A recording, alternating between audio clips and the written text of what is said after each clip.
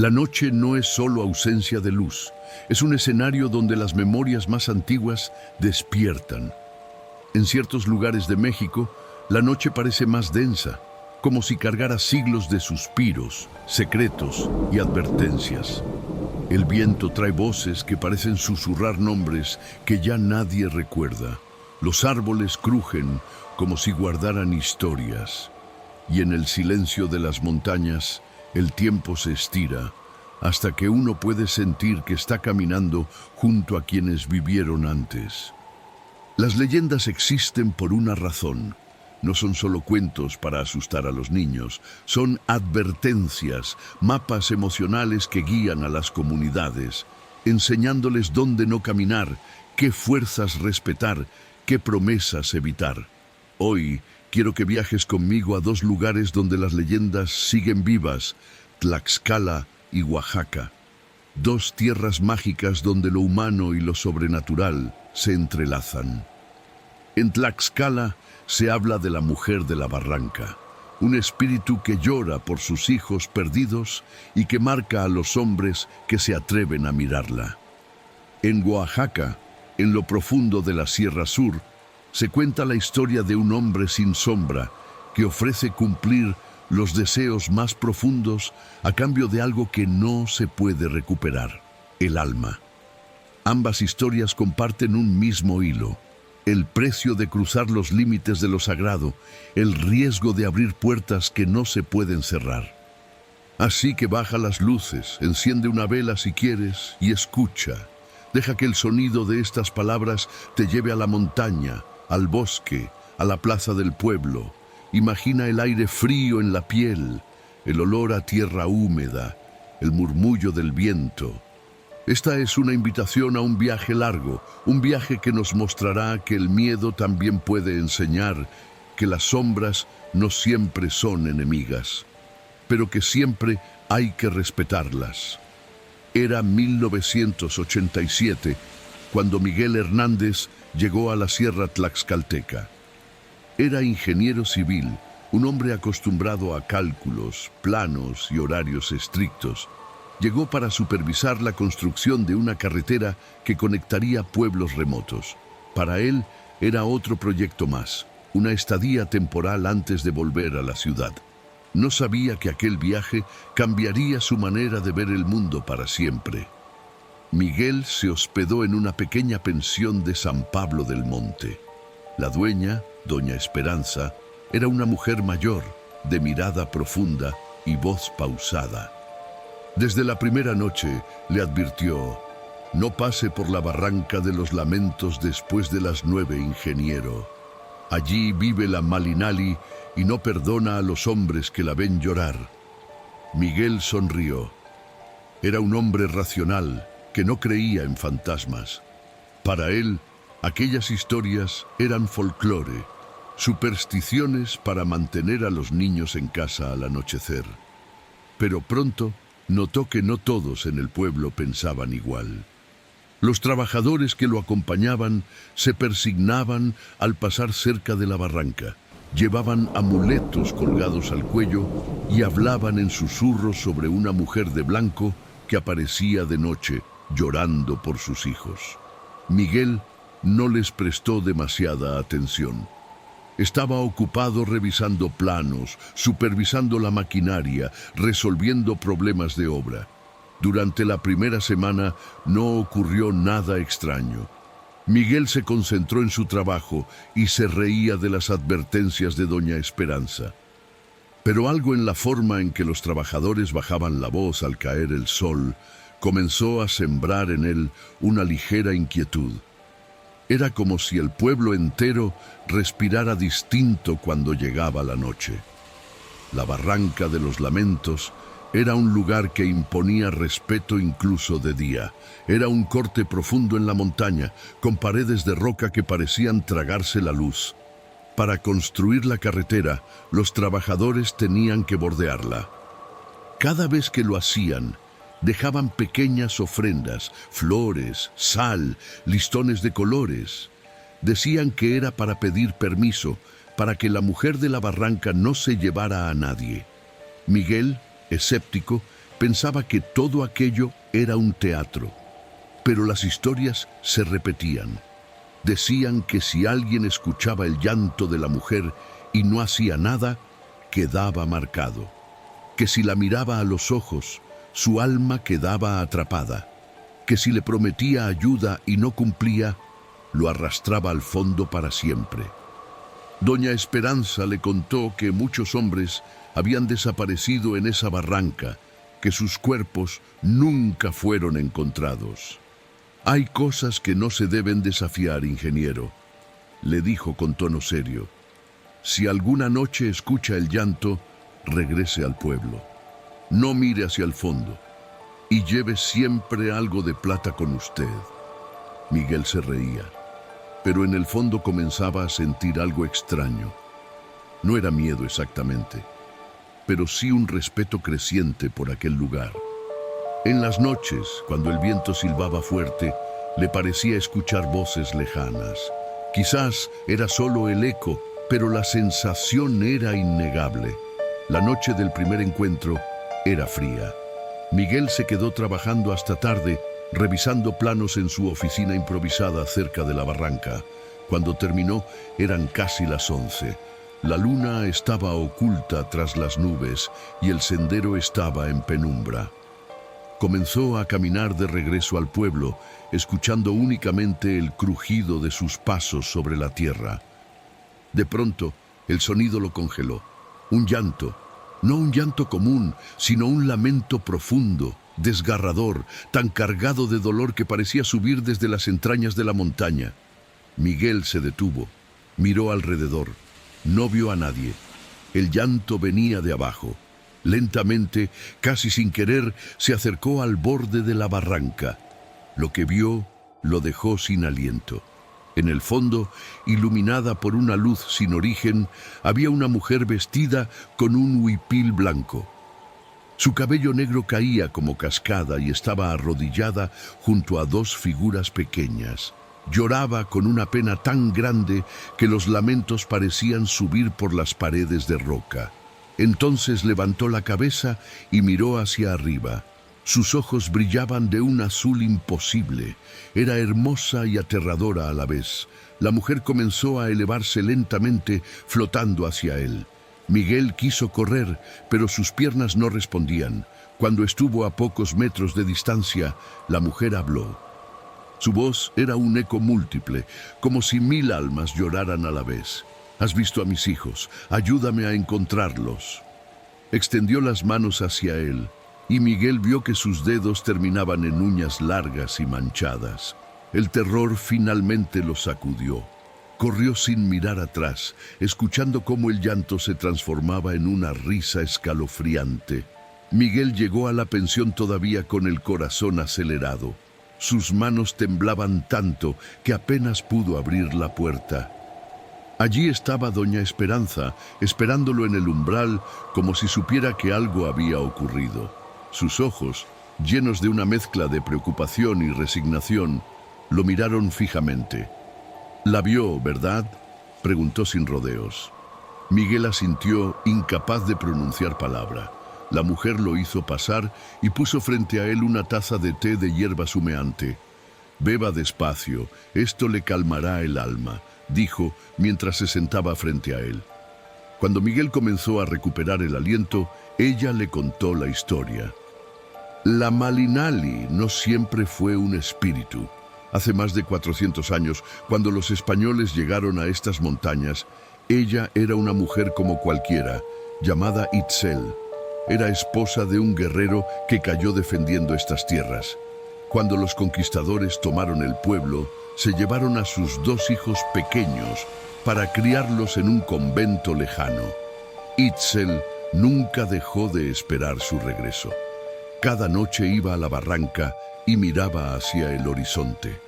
Los días se hicieron meses, los meses años. El dolor fue consumiéndola hasta que perdió la razón. Una noche de tormenta creyó ver a sus hijos en el fondo de la barranca y se arrojó. Pero su alma no encontró paz. Doña Esperanza hizo una pausa y miró el fuego que crepitaba en la chimenea. Desde entonces aparece buscando a sus hijos. Los hombres que la ven quedan marcados. Si no toman precauciones, ella trata de llevárselos para que ocupen el lugar de los niños que perdió. Miguel escuchaba en silencio.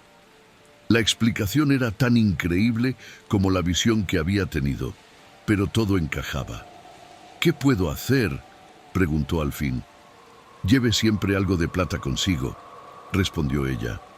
Y si la vuelve a ver, no la mire directamente a los ojos y, sobre todo, nunca le prometa ayuda.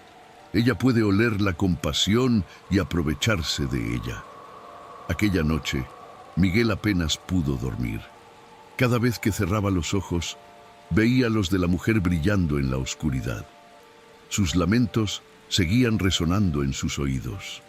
La advertencia de doña Esperanza se convirtió en su único consuelo. La plata sería su escudo y el no responder a sus ruegos su única defensa. A partir de esa noche, la vida de Miguel cambió. Durante el día, intentaba mantener la normalidad. Supervisaba el trabajo, daba instrucciones a los obreros, revisaba los planos. Pero incluso bajo el sol, tenía la sensación de que algo lo observaba. A veces, mientras medía el terreno, sentía un escalofrío recorrerle la espalda sin razón aparente. Los trabajadores comenzaron a murmurar que el ingeniero estaba pálido, que se le notaban las ojeras y que ya no comía con el mismo apetito. Por las noches, el ambiente en la pensión se volvió más pesado.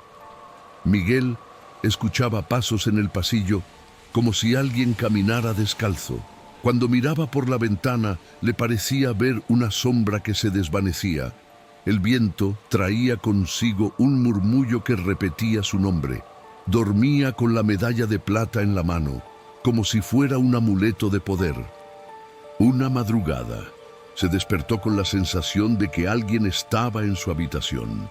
Encendió la vela de la mesita de noche y vio la silueta de una mujer en el rincón, inmóvil.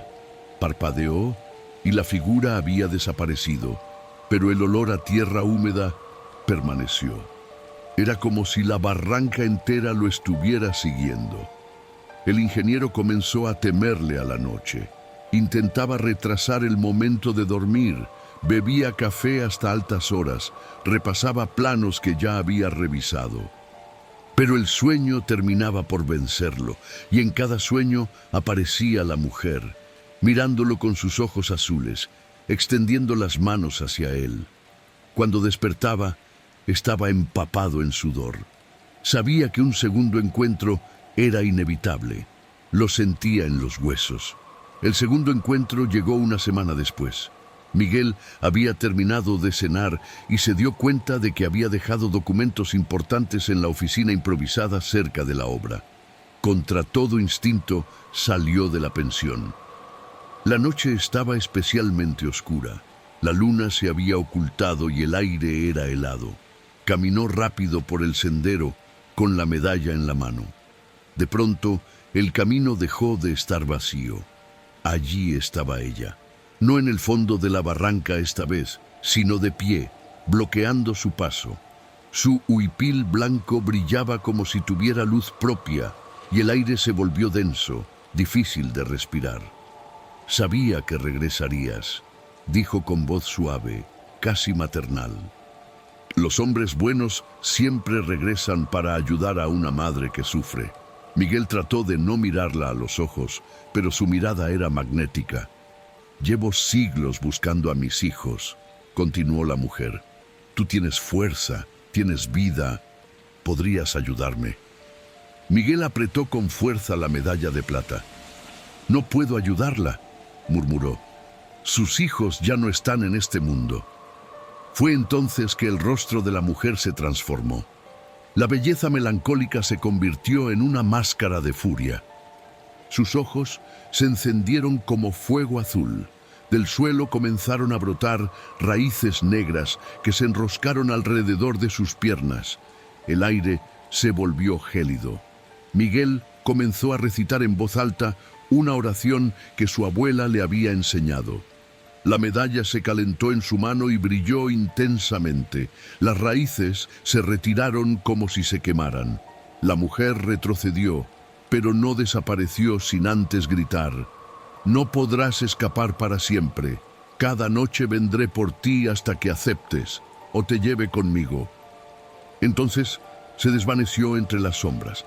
Miguel corrió de regreso al pueblo con el corazón desbocado, sabiendo que la amenaza no era un sueño, sino una promesa. Miguel sabía que no podía seguir viviendo así. Sus noches eran un tormento y el miedo lo estaba consumiendo. Fue entonces que buscó la ayuda de don Aurelio, el curandero del pueblo. El anciano lo escuchó en silencio y luego asintió. «Has creado un vínculo con ella al mirarla directamente la primera vez», dijo.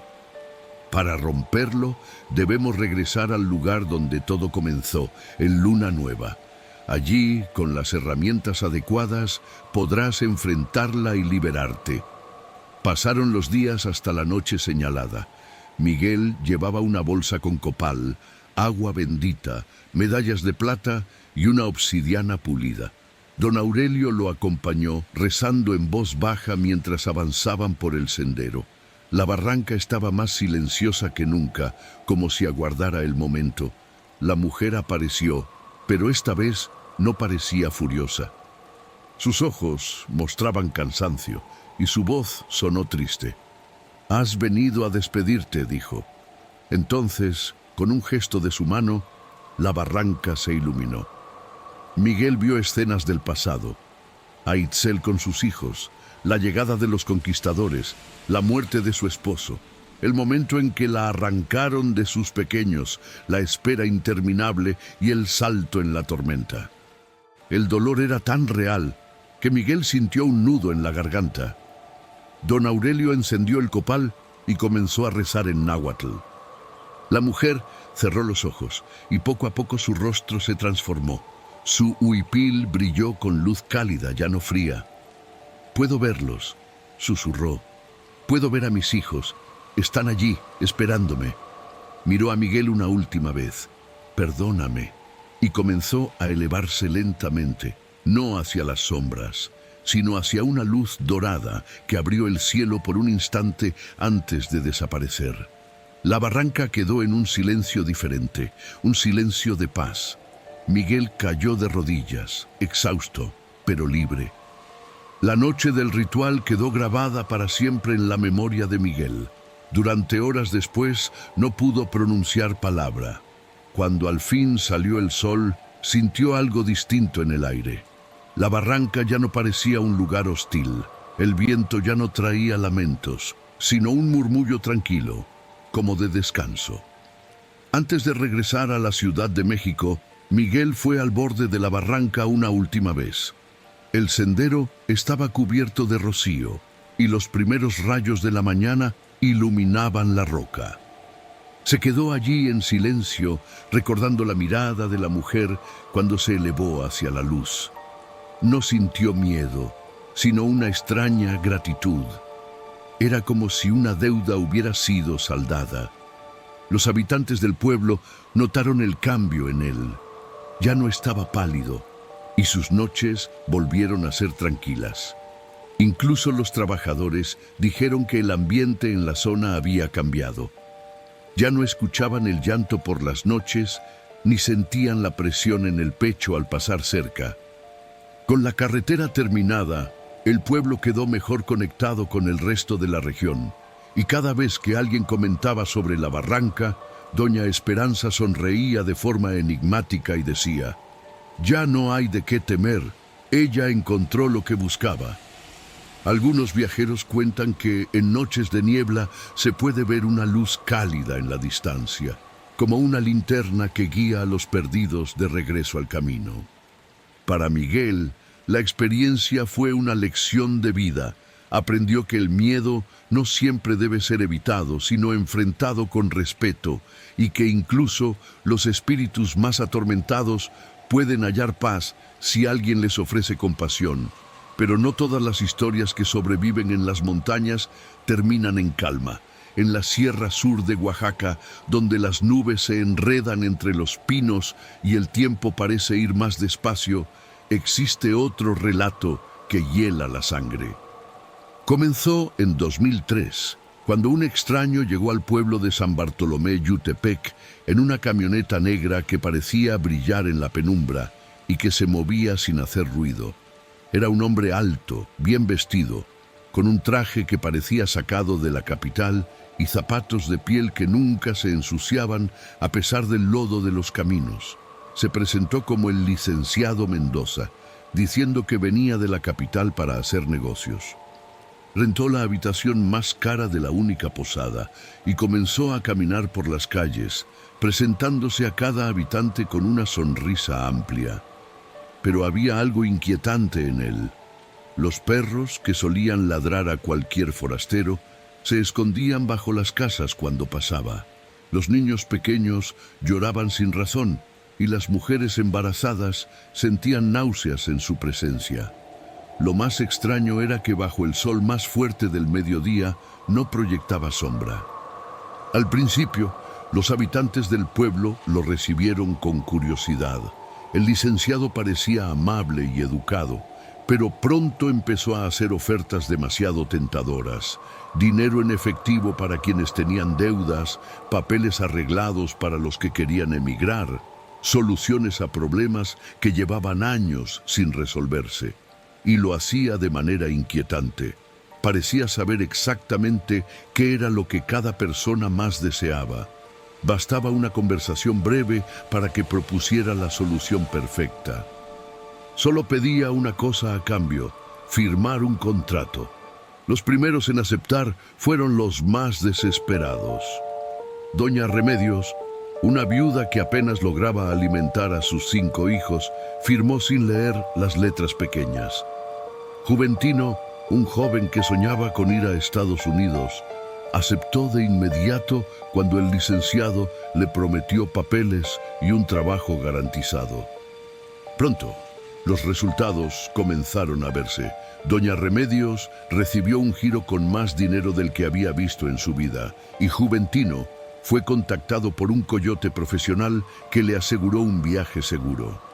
Pero con el paso de los días, algo comenzó a cambiar en ellos. Sus rostros se veían más pálidos, sus ojos apagados, como si les hubieran robado el brillo. Sus personalidades también cambiaron. Doña Remedios, antes generosa, se volvió fría y calculadora. Juventino empezó a despreciar a sus vecinos, llamándolos pobres sin ambición y alardeando de su inminente viaje. Don Crisóforo, el curandero del pueblo, empezó a observar al licenciado con atención. Había algo en su presencia que le helaba la sangre.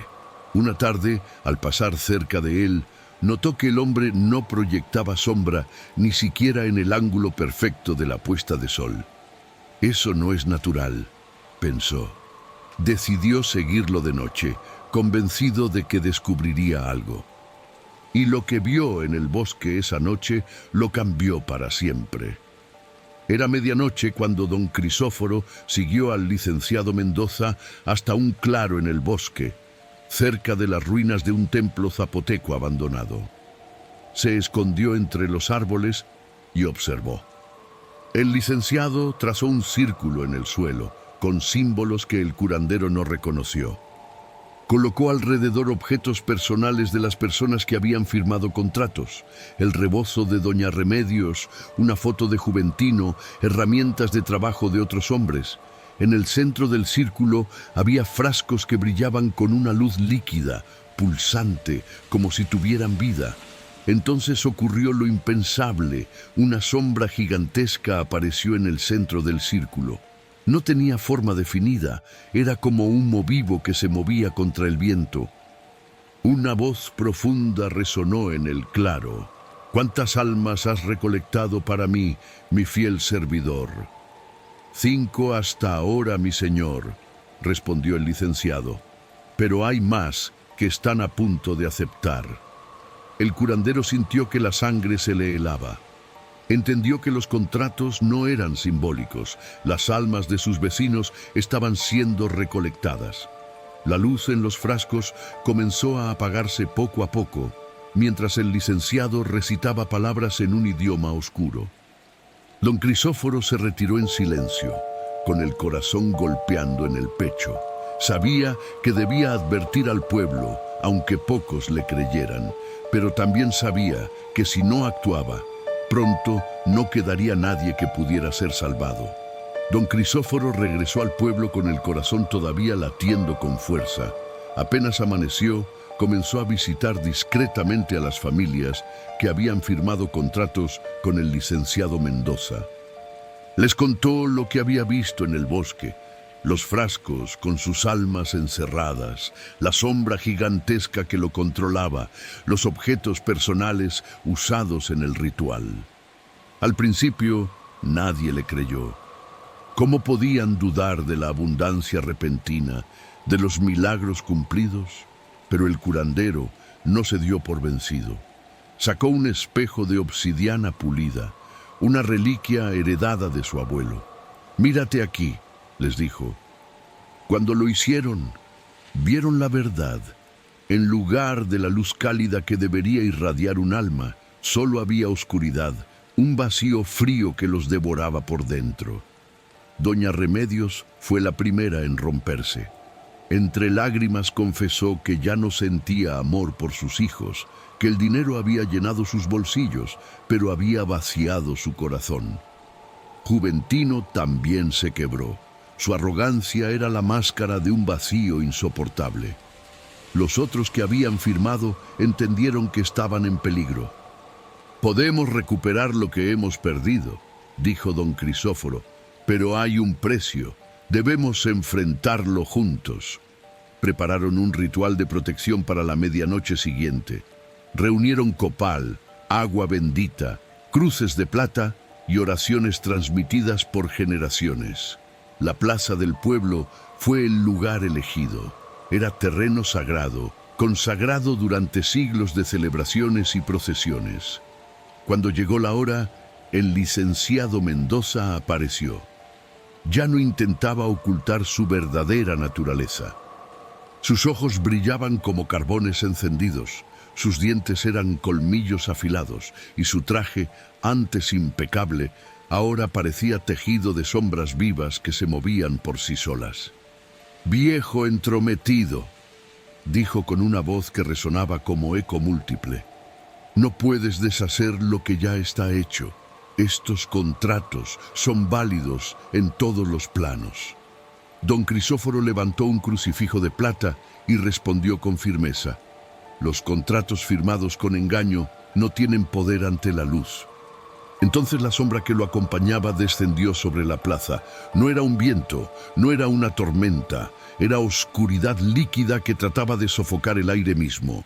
Los habitantes caían de rodillas, presionados por un peso invisible, pero los 5 que habían recuperado la fe se unieron en oración. Sus voces, débiles al principio, comenzaron a crecer. El curandero los guió, recitando palabras ancestrales. La batalla fue espiritual, invisible pero brutal. El licenciado gritaba promesas y amenazas, intentando quebrar la voluntad de los presentes. La sombra rugía, tratando de sofocar la luz, pero resistieron. Cuando el primer rayo de sol tocó la plaza, la entidad lanzó un aullido desgarrador. Los frascos que contenían las almas aparecieron de repente, brillando como estrellas atrapadas. Uno a uno se rompieron, liberando la luz que regresó a sus dueños. El licenciado, privado del poder de su amo, se desvaneció como humo al viento. Y la camioneta negra desapareció como si nunca hubiera existido. La victoria fue celebrada, pero don Crisóforo sabía que la batalla no estaba ganada del todo. Lo que había enfrentado era apenas un tentáculo de algo mayor, una fuerza que usaba emisarios humanos para recolectar almas. Y así se lo confirmó el silencio de los meses siguientes. Al principio, todo volvió a la normalidad en San Bartolomé Yutepec. La gente recuperó su vitalidad, los niños volvieron a jugar en la plaza, las familias compartían de nuevo el pan. Pero pronto comenzaron a llegar rumores de otros pueblos donde aparecían forasteros con las mismas características, demasiado elegantes, demasiado amables, ofreciendo soluciones imposibles. Algunos eran hombres, otros mujeres, pero todos tenían algo en común: no proyectaban sombra. Don Crisóforo no podía quedarse de brazos cruzados. Convocó a los 5 que habían recuperado sus almas y les propuso formar una hermandad secreta. No serían guerreros en el sentido físico, sino guardianes de la luz ancestral. Reunieron conocimientos, oraciones, símbolos y objetos de protección. Se comprometieron a viajar juntos por la Sierra Sur, advirtiendo a otros pueblos, enseñando a los curanderos locales a detectar a estas entidades, compartiendo espejos de obsidiana y cruces de plata. Durante 5 años recorrieron montañas y valles. A veces llegaban a tiempo y lograban liberar a comunidades enteras. Otras veces llegaban tarde y lo que encontraban era aterrador. Pueblos donde los habitantes se movían como autómatas, trabajando en silencio, sin alegría, sin amor. En esos lugares, la sombra ya había echado raíces y liberarlos era casi imposible. Cada victoria era celebrada con humildad y cada derrota los llenaba de pesar. Pero el grupo siguió adelante, sabiendo que si no lo hacían, la oscuridad se expandiría sin freno. En el corazón de la hermandad había una certeza: la lucha no era solo por las almas presentes, sino por las generaciones futuras. Y aunque su tarea era peligrosa y agotadora, era también la única forma de mantener viva la resistencia contra aquello que se alimentaba de la desesperación humana. El enfrentamiento más difícil llegó en un pueblo llamado Santa Cruz Osolotepec. Allí, una mujer de unos 40 años había llegado haciéndose llamar Doctora Esperanza. Era hermosa, de una belleza fría como de porcelana. Vestía siempre de blanco, con una bata impecable y un estetoscopio que brillaba con un metal extraño. Su oferta era irresistible: atención médica gratuita de por vida para todos los habitantes. En un lugar donde no había clínica ni doctor, aquello sonaba a milagro. En apenas 3 días, casi todo el pueblo había firmado contratos. Cuando don Crisóforo y su hermandad llegaron, lo que encontraron fue un silencio sepulcral. Los niños no jugaban, las madres no cantaban, los hombres regresaban de los campos sin saludar. Las miradas eran vacías. El curandero supo de inmediato que estaban perdidos en la telaraña de la entidad. Confrontó a la doctora en la plaza. Ella no negó nada, sonrió y dijo: «Llegaste tarde. Este pueblo ya es mío. Más de 200 almas me alimentan cada día». El desafío fue aceptado. Se inició un ritual que duró 3 días y 3 noches. El grupo se colocó en el centro de la plaza, rodeado de habitantes con ojos vacíos. La doctora aparecía y desaparecía, tomando formas diferentes para confundirlos. A veces era un familiar fallecido, otras veces una figura monstruosa. El primer día nada parecía funcionar. La fuerza de la entidad era inmensa, pero en el segundo, don Crisóforo recordó una enseñanza de su abuelo: la luz más fuerte es la que se enciende de corazón a corazón. Entonces se enfocaron en liberar a una sola persona, una niña llamada Paloma, de 8 años, que había firmado para salvar a su abuela enferma. Al romper el vínculo de Paloma, la niña corrió a abrazar a su madre con un amor tan puro que la luz se transmitió. La madre despertó, luego otro y otro, hasta que la cadena de amor se extendió por todo el pueblo. La doctora Esperanza rugió de furia, transformándose en una criatura de sombras con garras y ojos como agujeros negros. Pero cuando la mitad del pueblo había recuperado su luz, la balanza se inclinó. El poder colectivo fue demasiado. La entidad gritó, prometiendo regresar, y desapareció como humo al viento. Santa Cruz Osolotepec Fue el último gran enfrentamiento de don Crisóforo. La batalla lo dejó exhausto, pero también convencido de que la única arma verdadera contra la oscuridad era el amor genuino y la fe compartida. El pueblo fue salvado, pero el curandero sabía que había pagado un precio en energía y vida. Su camino como guardián llegaba al final. La última gran batalla dejó a don Crisóforo con una certeza y con un cansancio que no conocía. Había salvado a Santa Cruz o Solotepec, sí, pero entendió que su fuerza ya no alcanzaría para décadas de vigilancia. La entidad no era una sola criatura, era una voluntad antigua que se alimentaba de la desesperación humana y que, como el viento, encontraba siempre una rendija para entrar. Por eso tomó una decisión que sellaría su legado: escribir un compendio capaz de sobrevivirle. Lo llamó Manual del Guardián. Durante meses se encerró con sus cuadernos viejos, rezos heredados de su abuelo, recuerdos de campo y notas de viajes. Clasificó señales: el visitante perfecto, el rumor que precede a la sombra, los cuerpos sin ánimo, la sonrisa que no calienta. Enumeró herramientas y su uso correcto: copal, plata, agua de manantial, sal consagrada, obsidiana pulida. Escribió oraciones breves para quienes tenían miedo y fórmulas largas para quienes dirigirían rituales. Describió también los errores fatales: prometer sin comprender, mirar a los ojos de lo que se alimenta del vínculo, creer que la luz es asunto individual y no comunidad. No se limitó a la teoría, documentó casos. El de San Bartolomé Yutepec, con el licenciado sin sombra, el de los pueblos donde llegaron tarde y hallaron gente viviendo como dentro de un sueño sin afectos. El de Osolotepec, con la doctora Esperanza y la cadena de luz iniciada por una niña. Cada caso venía con lecciones aprendidas, porque el manual no pretendía asustar, sino enseñar a decidir. Cuando terminó el primer manuscrito, hizo copias a mano con tinta espesa, encuadernadas con hilo de ixtle. Recorrió la sierra una última vez, entregando los cuadernillos a parteras, rezanderos, maestros rurales y autoridades de confianza. A cada receptor le dijo lo mismo: este libro no es un arma, es un faro.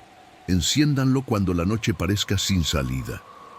Les pidió que lo transmitieran solo a personas con vocación de cuidado, no a curiosos sedientos de poder. Uno de esos manuales llegó a Esteban, el nieto de Doña Remedios. El joven, que había soñado con ser maestro, encontró en esas páginas un llamado más hondo. Leyó y releyó hasta memorizar las oraciones. Practicó el pulido de obsidiana hasta verse por dentro y no solo por fuera, y decidió continuar el camino del viejo curandero. Desde entonces comenzó a recorrer pueblos con una mochila ligera: copal, sal, una cruz de plata, el manual y la determinación de enseñar que la defensa no es heroísmo solitario, sino red de manos unidas. Porque si algo repetía el libro en cada capítulo era esto: la oscuridad entra por las grietas del aislamiento, la luz se teje entre personas. El tiempo, que a veces parece inmóvil en las montañas, no se detuvo para don Crisóforo. Vivió lo suficiente para ver crecer a niños que había ayudado a recuperar, para escuchar risas en plazas que antes fueron silencios, para acompañar a comunidades que aprendieron a decir que no a lo que brilla demasiado. Murió en 2018, a los 102 años, en su hamaca, con la ventana abierta al olor del pinar y una vela encendida. Esteban estuvo a su lado. Dicen que el anciano, en su último aliento, pronunció palabras que ya eran leyenda. He visto la cara del mal absoluto, pero también he visto que el amor verdadero es más fuerte. Mientras haya quien elija la luz, las tinieblas no ganarán. Tras su partida, la sierra no quedó huérfana. Los manuales viajaron de mano en mano. No circulaban como chisme, sino como herencia silenciosa. Cada año, en la fecha en que Santa Cruz Osolotepec recuperó su alma colectiva, las comunidades comenzaron a reunirse en lo que ahora llaman la Vigilia de las Almas Libres. No es espectáculo, es una noche de memoria. Prenden copal, comparten pan y café, recuerdan los nombres de quienes casi se perdieron, agradecen haber vuelto. A veces, alguien lee en voz alta fragmentos del manual. Si te ofrecen lo que más deseas, pregunta primero qué te están pidiendo a cambio. Si no hay sombra donde debería haberla, no camines. Llama a los tuyos. Prende la luz. Hay viajeros que se topan con esa vigilia sin saber qué es. Se sientan en la orilla, escuchan historias de la Malinali liberada, del licenciado sin sombra desvaneciéndose con la aurora, de la doctora rota en humo cuando el pueblo eligió abrazarse. Salen con una certeza simple: no estamos solos, porque la enseñanza profunda de la sierra no es una técnica mágica, es un modo de estar. Mirar al otro, sostener la mirada, aprender el nombre de los vecinos, tejer la vida cotidiana. La sombra prospera donde no hay redes, la luz se multiplica donde hay comunidad. Esteban siguió andando. A veces llegaba temprano y bastaban 3 charlas en la escuela para que un contrato no se firmara. Otras llegaba tarde y solo quedaba plantar una semilla para el año siguiente. Guardaba siempre la misma convicción que heredó del viejo. Si hoy salvamos a uno, mañana ese uno salvará a 2. Así camina la sierra, paso a paso, faro a faro. 2 historias, un mismo latido. En Tlaxcala, un llanto que pedía compañía y casi arrastró a un hombre a la perdición. En Oaxaca, sonrisas perfectas que ofrecían atajos a cambio de la esencia. La mujer de la barranca nos recuerda que la compasión sin límites puede volverse cadena. Mirar al dolor no es entregarse a él, es ayudarlo a encontrar su rumbo hacia la luz. El vendedor de almas nos muestra que la desesperación y la codicia son puertas que abrimos desde dentro. Nadie entra si no le damos llave. ¿Qué hacemos entonces cuando la noche parece más larga que de costumbre? Primero, encender una luz pequeña, una vela, una oración, una llamada a alguien en quien confiamos. Segundo, no mirar a los ojos de aquello que se nutre del vínculo. Si hace falta actuar, que sea con protección y acompañados. Tercero, desconfiar de las soluciones perfectas. Toda promesa que no exige esfuerzo humano suele pasar factura en letras pequeñas. Y cuarto, recordar que el remedio más fuerte no viene en frasco, viene en la red de afectos, en la palabra compartida, en el abrazo que devuelve a la gente a su propio cuerpo. Si alguna noche escuchas un llanto que pronuncia tu nombre, no te asomes al abismo. Reza por quien llora, prende una vela, busca a los tuyos. Si un desconocido llega ofreciéndote exactamente lo que más deseas, mira el suelo. Proyecta sombra. Si no la ves, da un paso atrás. Llama a tu comunidad, consulta a tu memoria, respira hondo. Hay puertas que, una vez abiertas, no se cierran sin costo. En Tlaxcala, cuentan que a veces una luz cálida guía a los perdidos. En la Sierra de Oaxaca, cada vigilia reafirma que la oscuridad retrocede cuando la gente se toma de las manos.